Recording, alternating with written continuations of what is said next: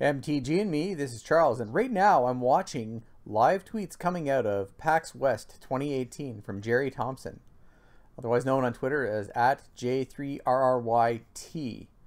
Now he's sitting in on the Wizards of the Coast panel on Guilds of Ravnica, which means that we're going to basically first-hand real-time or near real-time spoiling of cards and concept art, etc. from the upcoming Guilds of Ravnica set. Now, unfortunately, Wizards of the Coast isn't live streaming this event. Nonetheless, thanks to Gerry Thompson, we can get a quick look at these cards, and already they're getting posted to Reddit as spoilers for the set. Starting with the Izzet Guild, where they spoiled a brand new card called Quasi-Duplicate. Now, Quasi-Duplicate's a 3 mana, so 1 and 2 blue sorcery that creates a token copy of a target creature you control. It's also got the new Izzet mechanic, Jumpstart, meaning that you can cast the card from the graveyard if you discard a card and pay its mana cost. So you can jumpstart a creature, Quasi-Duplicate can go to the graveyard, then you can discard something to jumpstart, make a second creature. Next up, we've got the first Mythic official spoiled, and it's a new version of Ralzaret, Izzet Viceroy. So this is a 5 mana, so 3 blue and a red, legendary planeswalker. This one ability is to look at the top 2 cards of your library, put one of them in your hand and the other in your graveyard. So again, sort of feeding that jumpstart mechanic. His -3 has him deal damage to target creature equal to the number of instants and sorcery cards you own in exile and in your graveyard.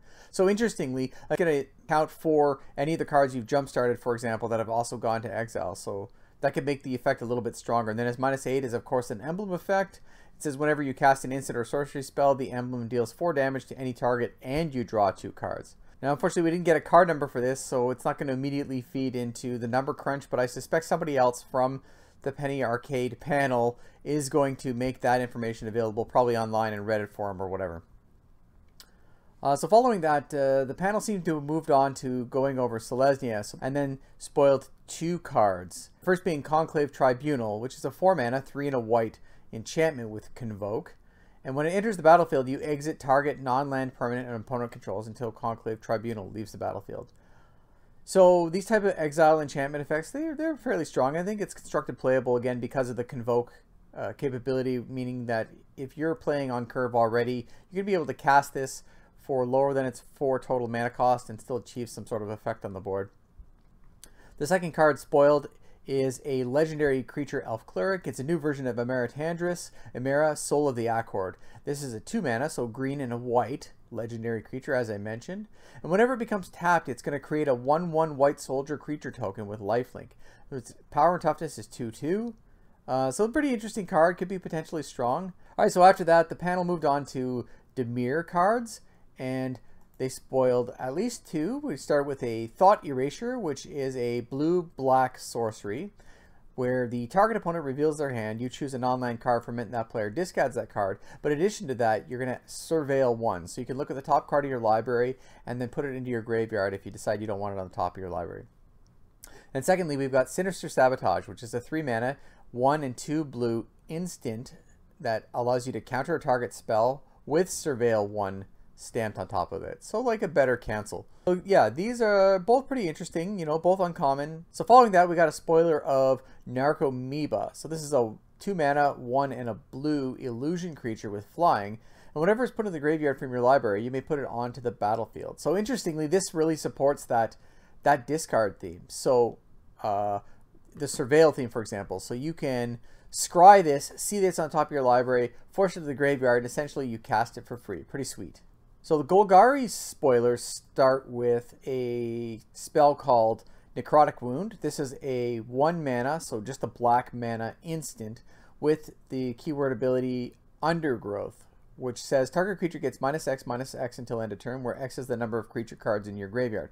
If that creature would die this turn, exile it as state. And it's potentially strong. I mean, I think people have already started comparing this to Fatal Push. I mean, it's not really the same on turn 1. It doesn't achieve the same effect on turn 1, again, because you're not going to have any creatures in graveyard at that point. However, you can certainly build around this, and this is definitely going to be in a graveyard synergistic standard type deck, a powerful form of removal, particularly because it exiles upon destruction. Next up, we actually got a spoiled mythic rare, Underrealm Lich. And Underrealm Lich is a 5 mana 4/3 zombie elf shaman. That's 3 colorless, a black, and a green mana.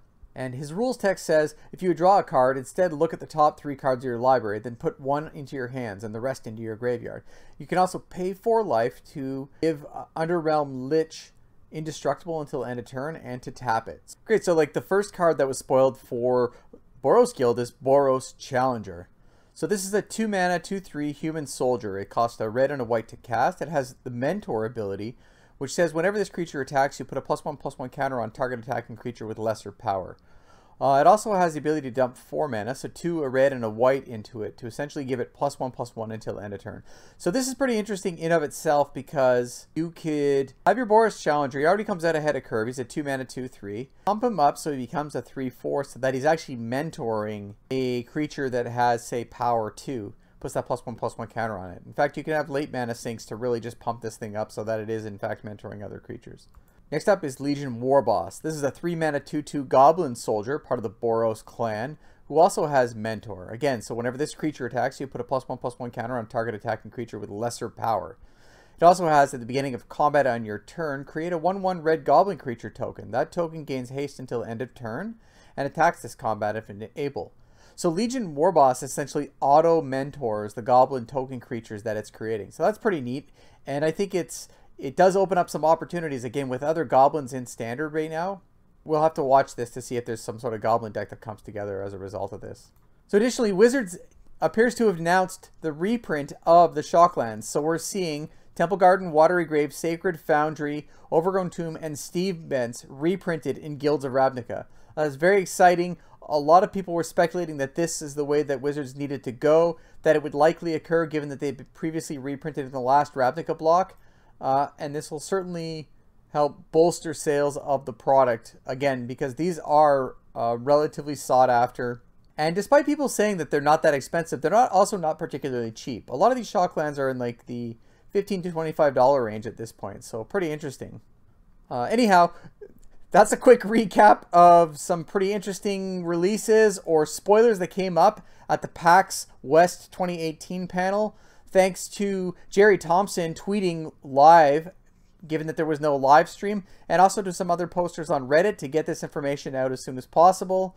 Key takeaways here. Among the reprints for Guilds of Ravnica are the Shocklands. So all right, let me know in the comments if you have anything you want to talk about. And all right, thanks for liking, commenting, and subscribing, and thanks for watching. If you enjoyed the video, you could help us by clicking that like button and leaving a comment. And to support the channel, please click that subscribe button. Also, don't forget to check us out on Facebook and Twitter. Thanks for watching!